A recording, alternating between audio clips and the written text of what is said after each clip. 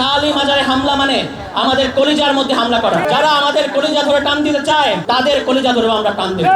এর দায় মাননীয় প্রধানমন্ত্রীকে নিতে হবে। যদি বাংলাদেশের মানুষকে আপনারা নিরাপত্তা দিতে না পারেন তাহলে চাকরি ছেড়ে দেন। শুধু বাইরে বাইরে ঠাটবাট দেখালে চলবে না। মাননীয় স্বরাষ্ট্রমন্ত্রী, যদি মাজারের নিরাপত্তা দিতে না পারেন তাহলে এই ভক্ত আশেকানদের নিয়ে আমরা আপনাদের সংসদে গিয়ে আশ্রয় নেব। বাংলাদেশের হিন্দু, বাংলাদেশের মাজারের মানুষ, বাংলাদেশের সুন্নি, যারা এক কথায় যারা বাংলাদেশের মানুষ, যারা বাংলাদেশের নাগরিক, যাদের ভোটে এই দেশে সরকার প্রতিষ্ঠিত হয়, যাদের ভোটে এই দেশে সংসদ বসে, তাদের নিরাপত্তা দিতে ব্যর্থ হলে আপনি যদি পৃথিবীর সবচেয়ে বড় সংবিধান বিশেষজ্ঞ হন, আমাদের কিছু যায় আসে না।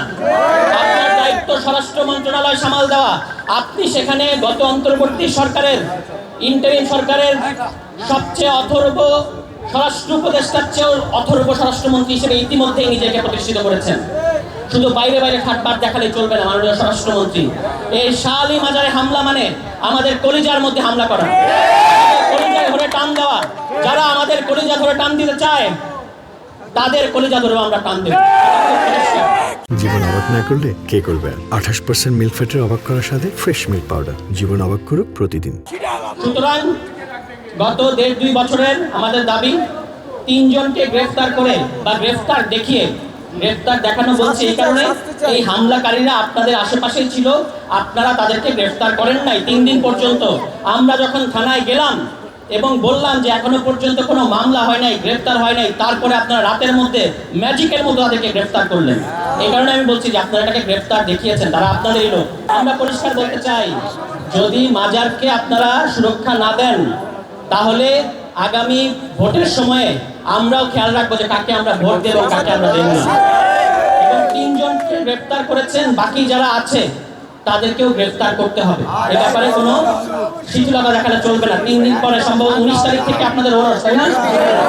19, 20, 21 তারিখ এখানে ওরস। যদি একটা অপ্রীতিকর ঘটনা ঘটে তাহলে এর দায় মাননীয় প্রধানমন্ত্রীকে নিতে হবে।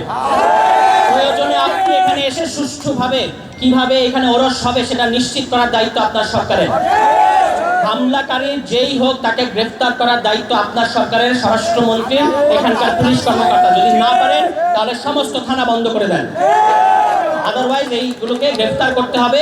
এবং এখানে এরকম ধরনের হামলা যদি আর একটা ঘটে, আমরা যেটা বললাম যে আমরা সারা বাংলাদেশের মাজার এবং ভক্তবৃন্দ আশেকানদের নিয়ে, বাংলাদেশের সংবেদনশীল মানুষদেরকে নিয়ে মাজার রক্ষা কমিটি গঠন করব এবং তাদেরকে নিয়ে যদি মাজারের নিরাপত্তা দিতে না পারেন তাহলে এই ভক্ত আশেকানদের নিয়ে আমরা আপনাদের সংসদে গিয়ে আশ্রয় নেব। সোজা ওইটা তো আপনাদের সবচেয়ে নিরাপদ জায়গা। এখানে নিরাপত্তা দিতে না পারলে আমরা সংসদে যাব, আমাদের পয়সায় সংসদ যাবে। সুতরাং আপনারা যদি সংসদে বসতে চান, ভালোই ভালোই মাজারগুলোকে নিরাপদ করেন। আর যে সমস্ত সরকারের ভেতর, আমার এখানে আমি জানি অনেকেই আছেন, সরকারের লোক অনেকেই আছেন, আপনাদের উদ্দেশ্য করে বলতেছি, মাজার হামলা হওয়ার আগেই আপনারা জানেন যে মাজারে হামলা হবে। আপনারা ঠেকাচ্ছেন না, এটা আপনাদের রাজনীতি। আপনাদের উদ্দেশ্যে বলতে চাই, পুরনো আওয়ামী লীগ স্টাইলে ডিপ স্টেটগিরি আমাদের সাথে করবেন না। এখানে মাজারকে আপনারা রক্ষা করেন, এটা আপনাদের দায়িত্ব। বাংলাদেশের মানুষের পয়সা আপনাদের বেতন হয়। যদি বাংলাদেশের মানুষকে আপনারা নিরাপত্তা দিতে না পারেন তাহলে চাকরি ছেড়ে দেন। সমস্ত মাজার হামলার বিচার করতে হবে, তদন্ত কমিশন গঠন করতে হবে এবং এই ঘটনায় যারা জড়িত তাদের রাজনৈতিক পরিচয় যাই হোক তাদেরকে গ্রেফতার করতে হবে। সর্বশেষ কথা বলতে চাই, এই আসনের এমপি মাননীয় সংসদ সদস্য আরমান ভাইকে, আপনি নিজে একজন নির্যাতিত মানুষ, আপনি নিজে দীর্ঘ সময় আয়না ঘরে বন্দী ছিলেন।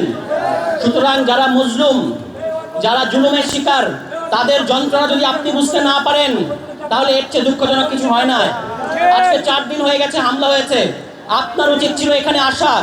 আপনি এখানে আসেন নাই এবং এই মাজার ভক্তবৃন্দের পাশে দাঁড়ান নাই। এটা আমাদেরকে দুঃখিত করেছে, ব্যথিত করেছে। আমরা আপনাকে বলতে চাই, সামনে যে 3 দিন ওরস, আপনি উপস্থিত থেকে এই ওরস কিভাবে সুষ্ঠুভাবে পরিচালিত হবে সেটা নিশ্চিত করে দিয়ে যাবেন। ভালো থাকবেন। আসসালামু আলাইকুম।